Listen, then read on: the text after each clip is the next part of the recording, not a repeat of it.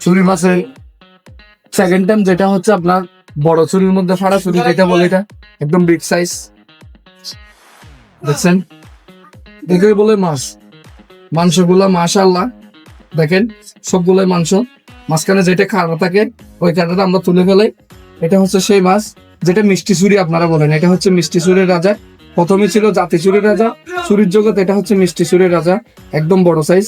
এটারে piece piece করে slash করে নেবেন, স্ল্যাশ করে নেওয়ার পর ঠান্ডা পানিতে দিবেন। ঠান্ডা পানিতে আধা ঘন্টা ভিজানোর পর আপনার রান্নার প্রসেস চলবে। রান্নার প্রসেস চলাকালীন সময়ে হালকা একটু গরম পানি দিয়ে রাখবেন।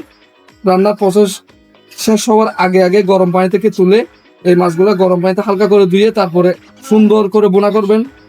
আপনার ফ্যামিলি, পরিবার যা আছে, আত্মীয় স্বজন, বাচ্চা, ছেলে মেয়ে সবাইকে একটু একটু খাওয়াবেন। কারণ মাছের মধ্যে কিন্তু কিছু ভিটামিন জাতীয় জিনিস থাকে। এই মাছের মধ্যে সেই ভিটামিন জাতীয় জিনিসটা একটু বেশি, প্রোটিন জাতীয় একটু বেশি।